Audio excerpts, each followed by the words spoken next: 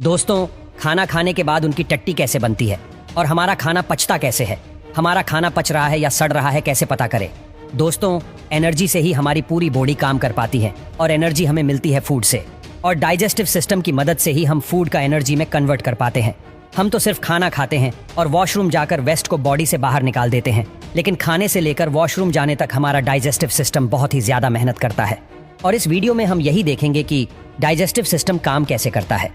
Digestion तो खाना खाने से पहले ही शुरू हो जाता है। जब हम खाने के बारे में सोचते हैं तभी हमारे मुंह में पानी आ जाता है। वो पानी नहीं होता है, उसे सलाइवा कहते हैं। जब हम खाना चबाते हैं तब दांत की मदद से हम फूड को छोटे छोटे पीसेस में ब्रेक कर देते हैं और साथ ही खाना और सलाइवा मिक्स हो जाते हैं। हमारे मुंह के अंदर सलाइवरी ग्लैंड्स होते हैं जो सलाइवा बनाते हैं और रिलीज भी करते हैं। सलाइवा में कुछ एंजाइम्स होते हैं जो कार्बोहाइड्रेट्स और फैट्स का डाइजेशन मुंह के अंदर ही शुरू कर देते हैं, और सलाइवा की मदद से खाना सॉफ्ट और स्मूथ हो जाता है, जिससे ये फूड पेट में आराम से जा पाता है। इस चबाए हुए खाने को बोलस कहते हैं और जुबान बोलस को गले में ढकेल देती है। गले में दो रास्ते होते हैं, एक लंच का रास्ता और दूसरा पेट का रास्ता। अब बोलस को यहाँ से जाना होता है पेट में, पर दो रास्ते होने की वजह से बोलस लंग्स में भी जा सकता है और पेट में भी जा सकता है। अगर बोलस लंग्स में चला जाता है तो दिक्कत हो सकती है, और यही काम आता है एपिग्लॉटिस। एपिग्लॉटिस दरवाजे जैसा होता है जो हवा की नली पर लगा होता है। वैसे तो एपिग्लॉटिस हमेशा ही खुला रहता है, लेकिन जब हम खाना खाते हैं या पानी पीते हैं तब एपिग्लॉटिस बंद हो जाता है, और तब खाना या पानी हवा की नली में नहीं जा पाते हैं, और इस तरह बोलस फूड पाइप में आ जाता है। फूड पाइप को ईसोफेगास भी कहते हैं। फूड पाइप 25 सेंटीमीटर जितना लंबा होता है और फूड पाइप अंदर से इलास्टिक जैसा होता है, और इसी वजह से फूड पाइप बोलस को पेट में ढकेल पाता है, और सलाइवा की वजह से बोलस बिना अटके फूड पाइप से आसानी से गुजर पाता है। फूड पाइप के एंड पर कुछ मसल्स लगे होते हैं जो फूड को यानी बोलस को वापस फूड पाइप में जाने से रोकते हैं। इन मसल्स को LES लोअर ईसोफेगास स्फिंक्टर कहते हैं। जब LES रिलैक्स हो जाते हैं तब बोलस पेट में आ जाता है। पेट में पहुंचने के बाद बोलस की पिटाई शुरू हो जाती है।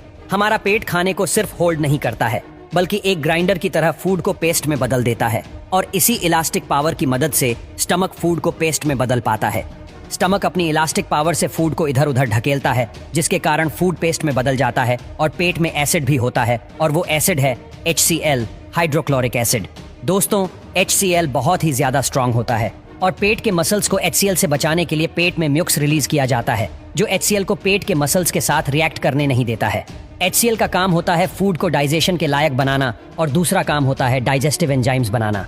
HCl के कारण पेप्सिन एंजाइम बन पाता है जो प्रोटीन्स को एमिनो एसिड में बदल देता है, और फूड में जितने भी बैक्टीरिया होते हैं सभी पेप्सिन की वजह से मर जाते हैं, और फिर दूसरा एंजाइम्स रिलीज होते हैं जो फैट्स को और कार्बोहाइड्रेट्स को डाइजेस्ट करने लायक बनाते हैं। तो पेट में फूड 6 से 8 घंटे के लिए रहता है, और इन 6 से 8 घंटे में फूड लिक्विड में बदल जाता है। इस लिक्विड को काइम कहते हैं। तो काइम 6 से 8 घंटे बाद चला जाता है स्मॉल इंटेस्टाइन में, पर स्मॉल इंटेस्टाइन में जाते समय काइम बाइल जूस और पैनक्रिएटिक जूस के साथ मिक्स होता है। बाइल जूस बनता है लिवर में और स्टोर होता है गॉल ब्लैडर में, और बाइल जूस फैट्स को ब्रेक करता है। बाइल जूस कलर में ग्रीन होता है, जिसके कारण काइम का कलर भी ग्रीन हो जाता है, और पैनक्रिएटिक जूस में अलग अलग एंजाइम्स होते हैं जो कार्बोहाइड्रेट्स को ग्लूकोज में, प्रोटीन्स को अमीनो एसिड्स में, और फैट्स को फैटी एसिड्स में बदल देते हैं। तो इस तरह विलाई की मदद से हम फूड से एनर्जी ले पाते हैं। स्मॉल इंटेस्टाइन से गुजरने के बाद काइम चला जाता है लार्ज इंटेस्टाइन में। लार्ज इंटेस्टाइन तक आते हुए काइम से लगभग सभी न्यूट्रिएंट्स खून में चले जाते हैं, और इसीलिए काइम का कलर ग्रीन से ब्राउन हो जाता है। ब्राउन काइम में अभी भी कुछ न्यूट्रिएंट्स और फाइबर्स होते हैं, और फाइबर्स को हम डाइजेस्ट नहीं कर पाते हैं, और यही हमारी मदद करते हैं माइक्रोब्स, बैक्टीरिया। हमारा लार्ज इंटेस्टाइन 1.5 मीटर जितना लंबा होता है, और पूरे लार्ज इंटेस्टाइन पर बैक्टीरिया माइक्रोब्स होते हैं जो काइम से बचे हुए न्यूट्रिएंट्स को डाइजेस्ट करने में मदद करते हैं। लार्ज इंटेस्टाइन के एंड तक पहुंचते हुए काइम से सभी न्यूट्रिएंट्स और पानी निकाल लिए जाते हैं, और अब ये काइम बदल जाता है स्टूल में यानी टट्टी में, और लार्ज इंटेस्टाइन में ही स्टूल यानी टट्टी पर म्यूकस रिलीज किया जाता है ताकि टट्टी आसानी से बाहर निकल पाए। लार्ज इंटेस्टाइन में फूड बहुत ही धीरे डाइजेस्ट होता है, और इसीलिए लार्ज इंटेस्टाइन में फूड को पूरी तरह डाइजेस्ट होने के लिए 30 से 40 घंटे लगते हैं। फिर 30 से 40 घंटे बाद स्टूल चला जाता है रेक्टम में, जो कि टट्टी को स्टोर करता है, और जब रेक्टम भर जाता है तब हम वॉशरूम जाकर उसे खाली कर देते हैं। तो इस तरह फूड डाइजेस्ट होकर बाहर निकल जाता है।